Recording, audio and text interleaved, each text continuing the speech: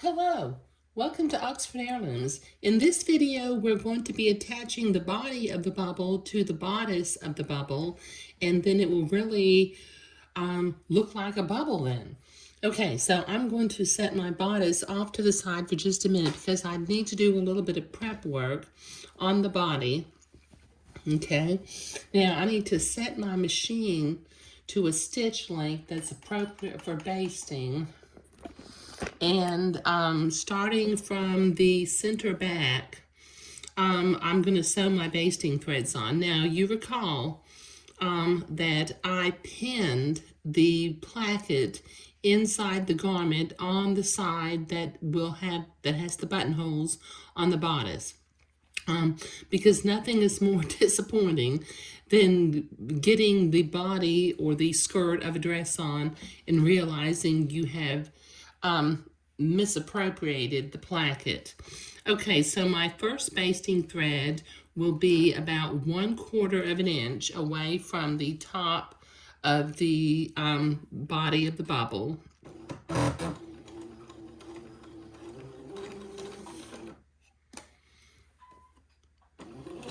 And my second basting thread will be about 1/4 of an inch away from that.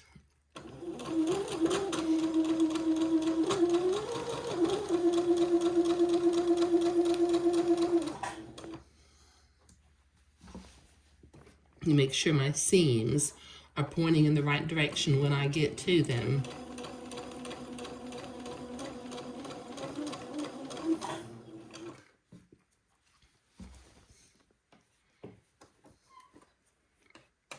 Keep some of these threads from getting in the gathering threads also.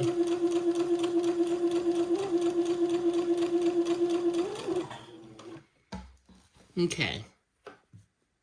All right, as you can see, I've already got a little blue dot at the center front.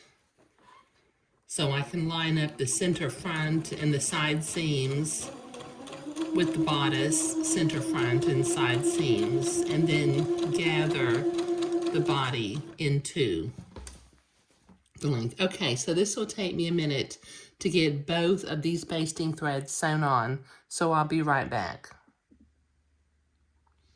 Okay, I've already started gathering along the back. I thought I was videoing and I looked up and the video was doing nothing. So I started out by pinning the center fronts together, both the bodice and the body. I pinned the side seam together, and then I began to gather from the back center until I had the gathers along the half of the front the same length as the entredot. Now I will pin that into place.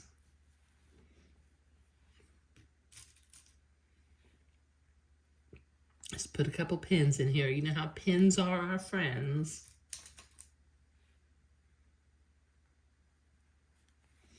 Okay, and then along the back, I need to gather this a little bit farther so that it fits along the back. Let me gather it, and then I will move my gathering threads. Let me go ahead and match up the folded placket with the fold of the top of the bodice.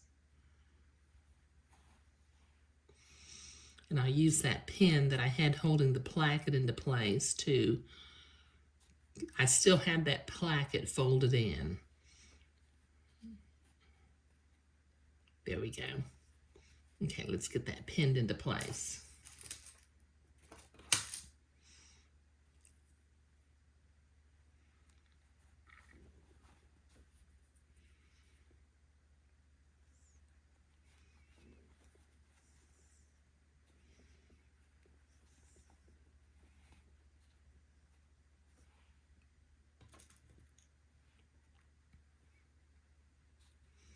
Okay, now I need to repeat this process on the other side of the bodice, so I'll be right back. Okay, I've got that pinned all along the bottom of the bodice and the top of the body of the bubble. Now, once again, I'm just going to check on the side with the buttonholes. I've got my placket pinned or enfolded toward the inside. On the side where the buttons are going to go, the placket is flat, poking out. Okay, so I have changed my thread back to some white thread to match the entree.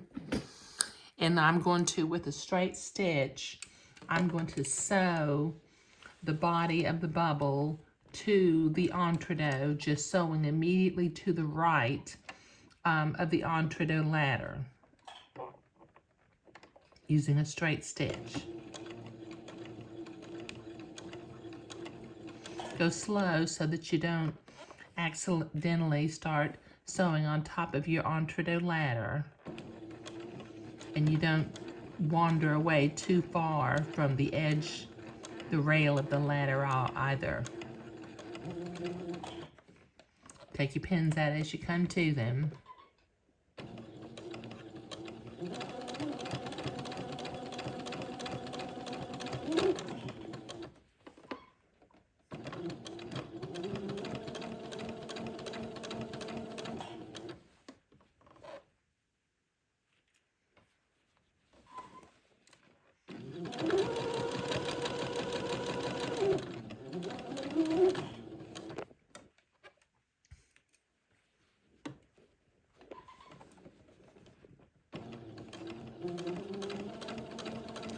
Okay, this will take me a minute to get this entree sewn all the way around, so I'll be right back.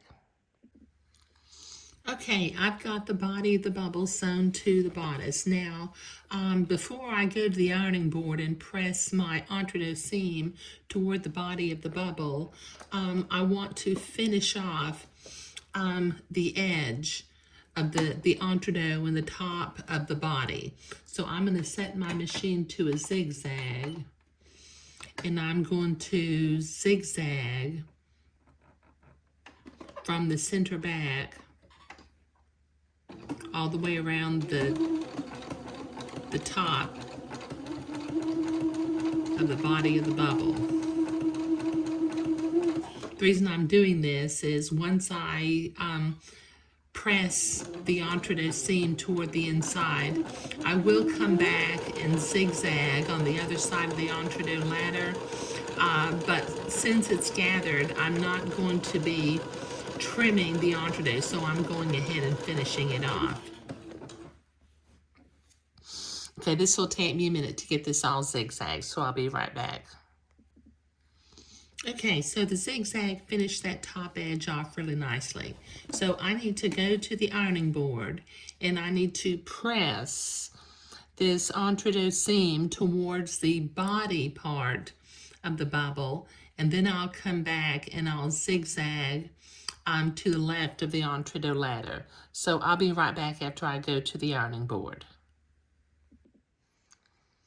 Okay, so I've got that seam pressed toward the body on the inside. So using a zigzag and the appropriate stitch length and stitch width for sewing entree, I'm going to zigzag the body of the garment to the entree.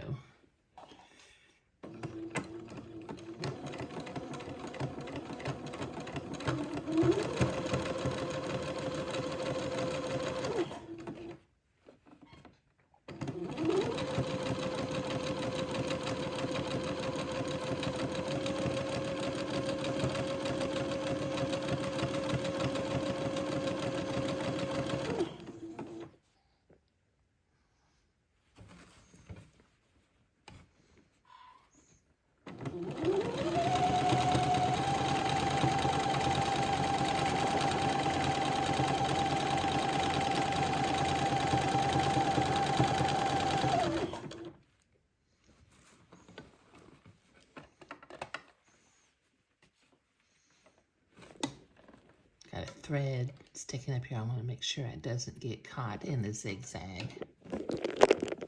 Excuse me.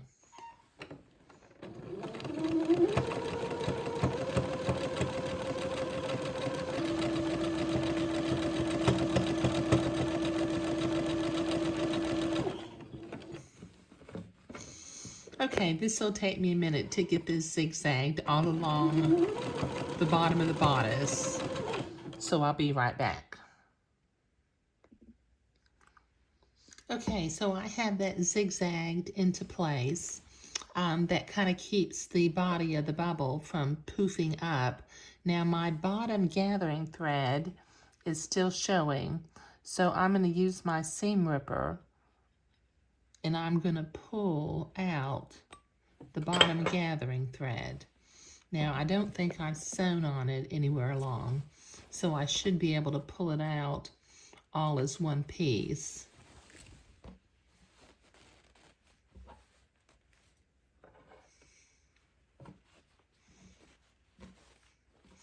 Just kind of pull carefully so it doesn't break.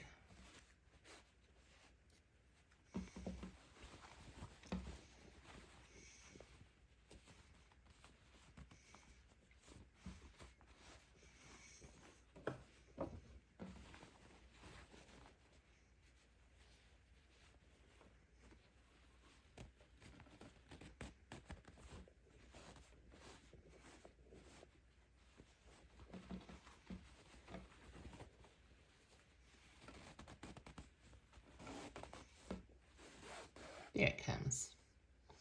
Okay, and then I'll reach inside underneath the entredot and grab that bobbin thread so that it doesn't end up being loose on the inside.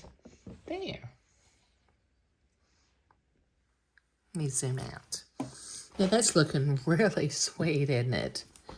And I think it's going to be just precious on this little redhead that I'm making it for. Okay, so in the next video should be the final video for this particular project. We'll do the final details. I will install or insert the can snaps at the crotch of the bubble, and then on the back I'll cut the buttonholes open. I will tack down the excess entredot on the inside so that it's not continuing to stick out on the back of the bodice, and we'll sew the buttons on.